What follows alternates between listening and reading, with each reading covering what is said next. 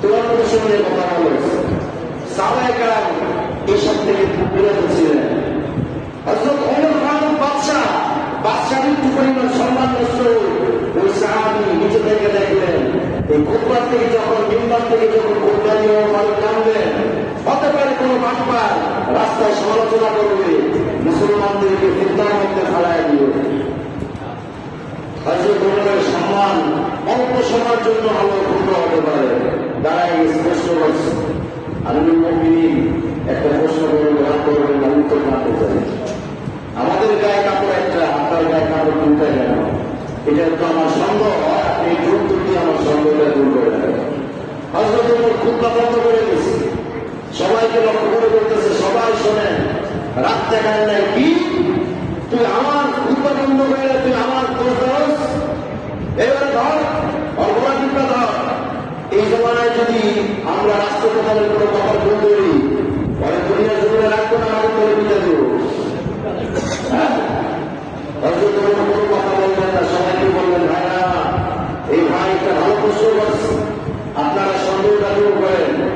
আপনাদের যেমন একটা চাদর, আমার মধ্যে একটা কাপড়, কিন্তু যেহেতু আজকে জুমার দিন, সবার সামনে আমার জুমার নামাজ পড়াইতে হবে, আমি নবীর ওয়ারিস, আমি খলিফা, তা আমি খালি গায়ে খুতবা দিব, এটা আমার কাছে একটু আইনজীবী হইতেস।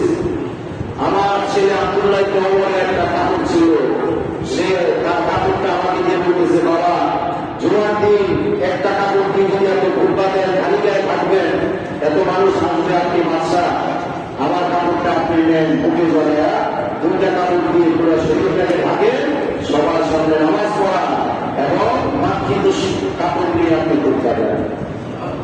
সুবহানাল্লাহ, কারণ দিয়ে বলেন তো সব সাহাবীর সন্দেহ হয়েছে কিনা? এটা হলো সাহাবীর চরিত্র, এটা হলো নবীর চরিত্র। যিনি প্রশ্ন করলেন, তিনি অভিজ্ঞতায় প্রশ্ন করলেন, তিনি প্রশ্ন করে আমিরুল মুমিনিনের সম্মান কিন্তু নষ্ট করেন না। বাহ্যিক করে মনে হয়েছে যে আমিরুল মুমিনিনের সম্মান নষ্ট করেছে না, সন্দেহ হয়েছে প্রকাশ্যে, প্রশ্ন করলেন প্রকাশ্যে, সন্দেহটা দূর হয়ে গেছে প্রকাশ্যে। এটার নাম হলো ঈমানী চরিত্র। আল্লাহু আকবার বলে। এই চরিত্র আমার আপনার মধ্যে অর্জন হয় না, এই জন্য সংসদ ভবনে একজন একজনের টাকা শুরু করে দেশের 12টা বেজে যায়, ওটা নিয়ে কথা না, কোন দলকে কোন দল বাধ্য দিতে পারবো সেটা নিয়ে একজন সময় প্রস্তুত থাকবে। এটা আমার আপনার কথা খারাপ, ভাইক্য খারাপ।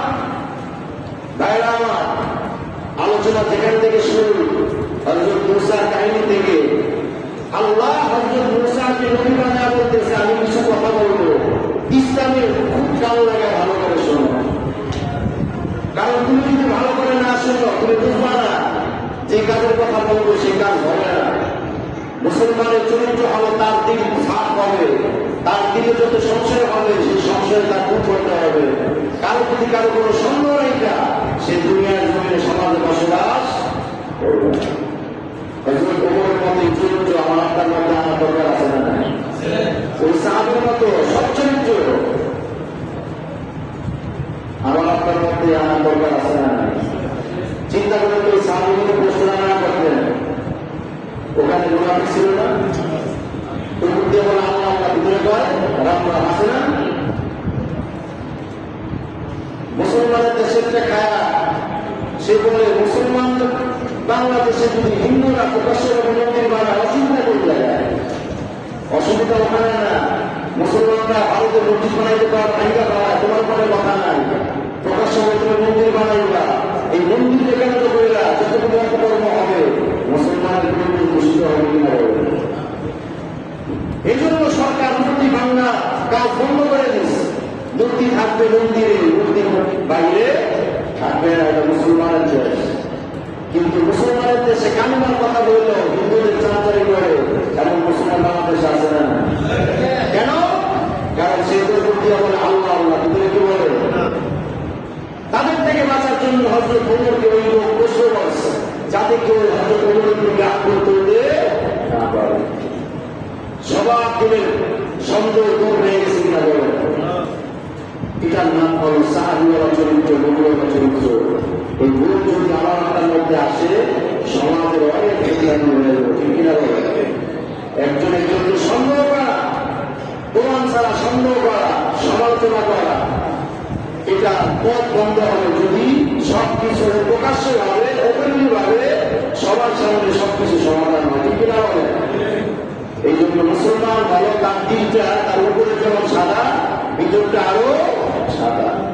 ওই সাদা যদি করতে পারেন, মরণের পর আপনার চেহারাকে আল্লাহ আরো বেশি সাদা করে দিবেন। আল্লাহ